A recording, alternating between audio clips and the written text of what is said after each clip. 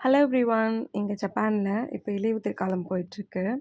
சரி காலையில எந்திரிச்சு ஸ்ட்ராங்கா ஒரு காஃபி குடிச்சிட்டு, கிளைமேட் நல்லா இருந்துச்சா, சரி வெளிய போலாம் அப்படின்னு வாக் போலான்னு சொல்லிட்டு கிளம்பியாச்சு.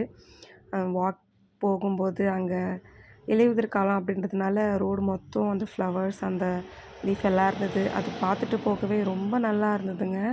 அந்த கிளைமேட்டு, அந்த மார்னிங்கில வைப் செம்மையா இருந்தது. சரி அதெல்லாம் பார்த்துட்டு, நல்லா என்ஜாய் பண்ணிட்டு, ஃப்ரெண்ட்ஸ் கூட நல்லா பேசிட்டு, அ அப்புறம் ரூமுக்கு வந்துட்டேன். ரூமுக்கு வந்துட்டு எதுனா குக் பண்ணணும் இல்லைங்களா? அ அப்போவே டைம் வந்து ஒரு 8 to 9 ஆயிடுச்சு. அப்புறம் நான் வந்து ஒரு சாண்ட்விச் சாப்பிட்டேன். அத நான் வீடியோல காமிக்கல. ஸோ மதியத்துக்கு லஞ்ச் ப்ரிப்பேர் பண்ணலான்னு சொல்லிட்டு, இது வந்து காளான். காளான் தெரியும். அது பேர் கூட எனக்கு தெரியல. இது வந்து நான் இந்தியால இருக்கும்போது, இந்த மாரி அப்ராட் கண்ட்ரீஸ்ல இது செய்வாங்கன்னு சொல்லிட்டு நான் வீடியோஸ்ல பார்த்துருக்கேன். நெறைய அந்த ஈட்டிங் வீடியோஸ்லாம் பார்ப்பேனா, அப்போ இந்த காளான பார்த்துருக்கேன்.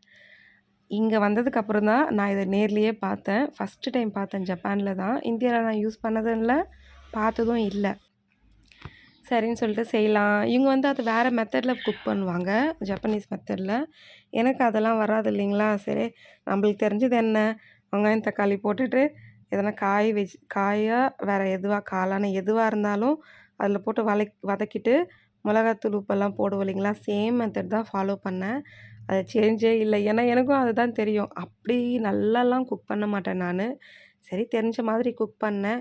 பட் சூப்பராவே வந்திருந்தது. என்னங்க நம்ப செய்யறது, நம்ப சாப்பிடணும். நல்லா சாப்பிடணும். அவ்வளோதான். வேற ஒண்ணும் இல்ல இல்லைங்களா? அதனால செஞ்சேன். நல்லாவே வந்திருந்தது. சரி அது கூட வந்து கொஞ்சம் அப்பளம் வறுத்துட்டு, அப்பளத்து கூட வச்சு சாப்பிட்டுட்டு, அந்த நாள் அப்படிதான் போச்சு. நான் இங்க வந்து இந்தியால பார்த்த நெறைய காய்கறி வந்து ஜப்பான்ல கிடைக்காது நம்பளுக்கு. கிடைச்சாலும் ரொம்ப காஸ்ட்லி. அ ரொம்ப காஸ்ட்லி எக்ஸாம்பிள் வந்து ஒரு முருங்கக்கா இருக்குது இல்லைங்களா? அது வந்து ஒரு இந்திய ரேட்டுக்கு ஒண்ணே ஒண்ணு ரூ. 150 அவ்வளோ காசு இருக்கும். சரி நம்ம என்ன பண்ணோம் யூசுவலா அத வாங்குறத விட இங்க என்ன கிடைக்குதோ, அதையே வாங்கி குக் பண்ணி சாப்பிட பழகிக்க வேண்டியது தான்.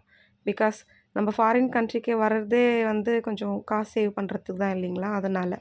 அப்புறம் சாப்பிட்டுட்டு கொஞ்சம் ட்ரெஸ்ஸஸ்லாம் இருந்தது. வாஷ் பண்ணி அதெல்லாம் வந்து காய போட்டாச்சு. அன்னைக்கு லைட்டா மழை வந்ததுனால கிளைமேட்டும் நல்லா இருந்தது. ஸோ வெளிய போயிட்டு அதாவது அந்த வீக்குக்கு தேவையான அ ஏன்னா அந்த வீக் ஃபுல்லா எனக்கு டியூட்டி இருக்கும். வேலை இருக்கு. அதனால நான் ஷாப்பிங் போயிட்டு வரலாம் அப்படின்னு சொல்லிட்டு தேவையான பொருட்கள்லாம் வாங்கிட்டு வரலான்ட்டு கிளம்பியாச்சு. அ அதாவது பேசிக் திங்ஸ் வேணும் இல்லைங்களா? ரூம்ல என்னென்ன இல்ல அதெல்லாம் பார்த்துட்டு வாங்கலான்னு சொல்லிட்டு தான் போயிருந்தேன். இது வந்து பாடி சோப் வாங்கியிருந்தேன் ஃபர்ஸ்ட்டு. இங்க வந்து சோப்பும் கிடைக்கும்.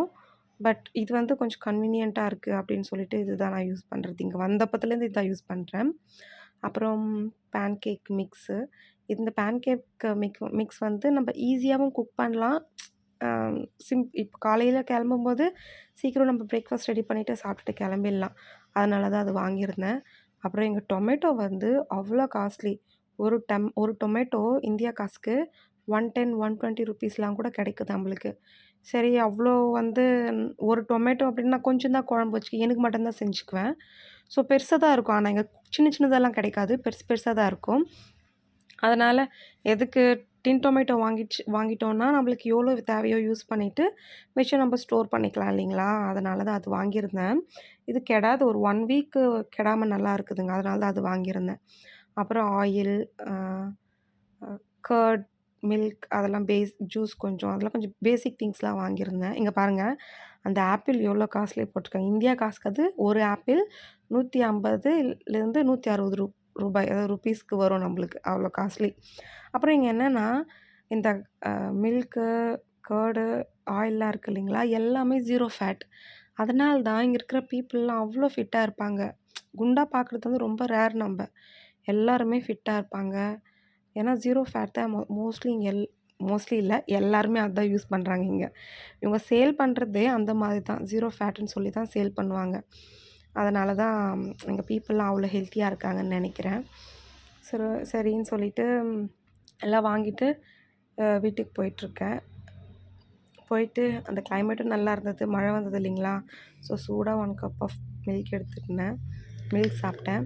சரி நைட்டுக்கு எதனா டின்னர் ப்ரிப்பேர் பண்ணலான்னு சொல்லிட்டு பணியாரம் தான் செஞ்சிருந்தேன். இந்த எலக்ட்ரிக் வந்து இங்க ஜப்பான்ல வந்து வாங்குனேன். இவங்க வந்து இத வேற ஏதோ டிஷ் பண்ண யூஸ் பண்ணுவாங்க. பட் எனக்கு இதுதான் செய்ய தெரியும். நம்மளுக்கு என்ன செய்ய தெரியுதோ அதுதானே நம்மளும் செய்யணும். இது வந்து பணியாரம் ட்ரை பண்ணலான்னு பண்ணேன். பட் சூப்பராகவே வந்தது. கோதுமை மாவு, வாழைப்பழம், கொஞ்சம் வெல்லம் போட்டு, நெய்யெலாம் கொஞ்சம் போட்டு நல்லா செஞ்சுருந்தேன். ஸோ என் வீடியோ பிடிச்சிருந்தா லைக் பண்ணுங்கள். மிஸ்டேக்ஸ்க்கு இருந்தால் சொல்லுங்கள். Thank you.